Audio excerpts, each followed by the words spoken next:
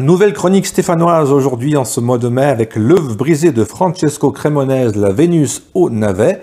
Bonjour Pierre. Bonjour Gilles. Alors aujourd'hui Pierre, c'est un voyage, vous nous emmenez au musée. Eh oui, je vous emmène au musée. Enfin, presque. On aurait pu. Mais enfin, il faut revenir un peu pour comprendre toute cette histoire. Il faut revenir en 1937. Jean Gonod, paisible agriculteur de Saint-Rambert, avait commencé de bon matin à labourer son champ. Il est probable que la journée était belle. Mais comme vous le savez, le destin est malicieux. Et tout d'un coup, le socle de sa charrue heurte un obstacle. Encore une pierre, se dit-il. Mais il prend sa pioche, il commence à dégager, et il voit apparaître la tête d'une statue auquel il manque le nez. Pris de curiosité, il continue et met à jour un buste dénudé, drapé aux bras amputés.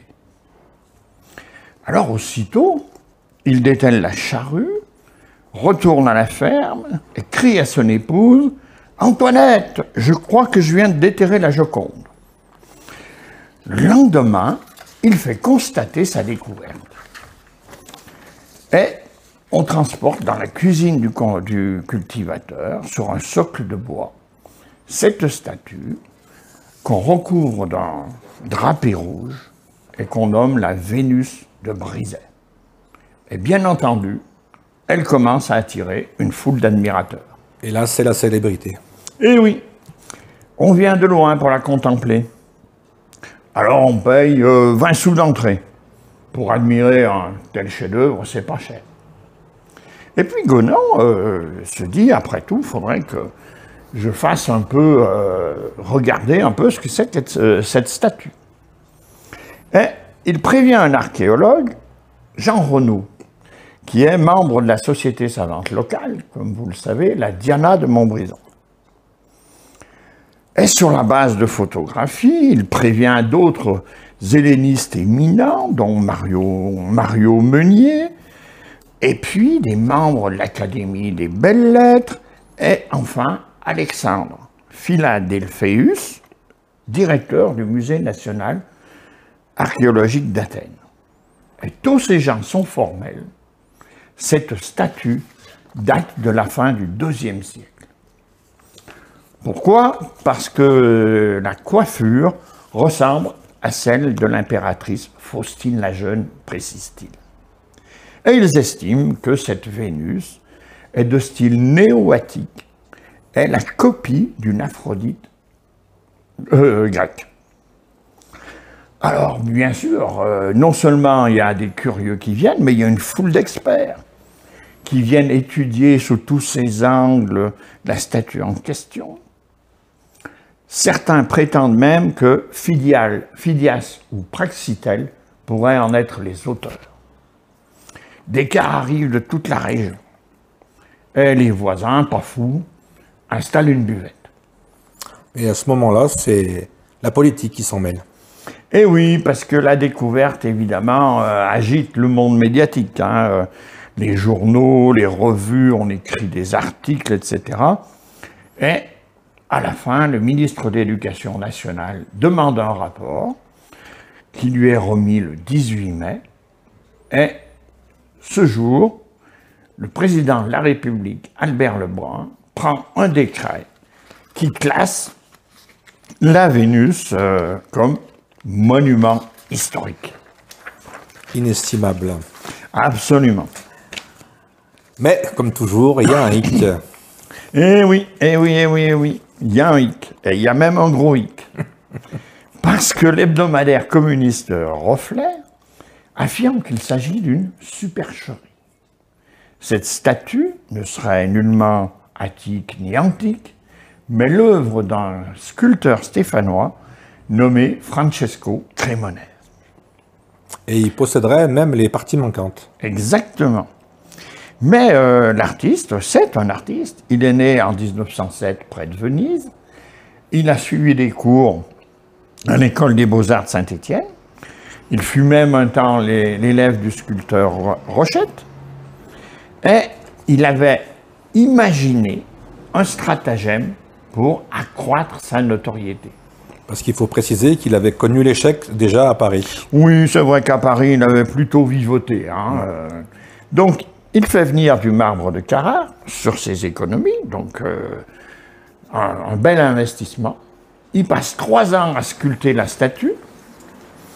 Il la mutile un peu pour faire plus vrai et va l'enterrer en octobre 1936 dans le champ de Jean Gonon. Aidé d'un ou plusieurs complices. Exactement. Une vraie entreprise. Une vraie entreprise. Bon, il ne s'imaginait pas qu'il faudrait attendre le printemps suivant pour voir réapparaître son chef-d'œuvre. Crémonèse, finalement, il se montre aussi très très mauvais perdant en Et histoire. oui, et oui, et oui. Crémonèse, du coup, se dit, Gonon a bien ramassé un peu d'argent avec cette statue, c'est pas normal, puisque c'était la mienne. Et il le traîne devant le tribunal de Montbrison. Alors, Crémonèse réclame la statue, mais aussi 100 000 francs, parce que, évidemment, Gonon a gagné de l'argent, prétend-il, sur son dos. Mais vous savez, en France, quand on est découvreur, on dit inventeur d'un trésor, on en reste propriétaire. Et donc, le tribunal a tranché. Il a donné raison à Gonon, qui a gardé la statue. Alors évidemment, notre ami Crémonèse ne s'est pas fait des amis dans le monde des arts avec cette affaire. On l'a plutôt méprisé, il a continué à sculpter, mais j'allais dire qu'il a vivoté plus que vécu. Il a été exposé une dernière fois à Saint-Étienne en 1999. Et finalement, il y est mort le 5 décembre 2002. Il avait 95 ans. 95 ans. Eh bien, vous allez me demander, j'imagine, ce qu'est devenu la statue. Bonne question. Eh oui. Alors, personne ne sait ce qu'est devenu l'original. Il existe des moulages, mais l'original n'est pas... On ne sait pas, à ma connaissance. Voilà. Et par contre, ce que l'on sait, c'est qu'elle est toujours monument historique. Parce qu'aucun décret n'a été pris la déclassant. Donc on peut aujourd'hui encore dire que Jean Gonon a découvert un monument historique. Comment on peut appeler ça aujourd'hui? Une arnaque, une manipulation, un coup de génie ou un coup une grosse erreur? Je sais pas, mais c'était une tentative d'une sorte de marketing. C'était assez original finalement. Ah, c'était assez original. Mais dans le fond, on ne voit pas bien ce qu'il espérait. Parce que en l'enterrant, il s'enterrait avec, quoi.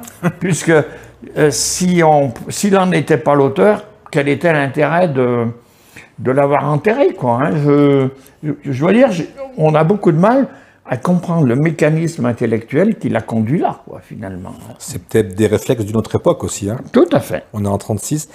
Donc pas de rue, pas d'avenue, juste une impasse finalement, j'ai envie de vous dire, pour Francesco Cremonèse dans la région. Absolument. Alors si vous voulez en savoir plus, je vous conseille de consulter le bulletin du Vieux Saint-Étienne qui a consacré son numéro 196 à l'œuvre brisée de Francesco Cremonèse. Et nous, on part pour retrouver de futures nouvelles chroniques stéphanoises signées Pierre Mazet. Absolument. À bientôt, Pierre. À bientôt.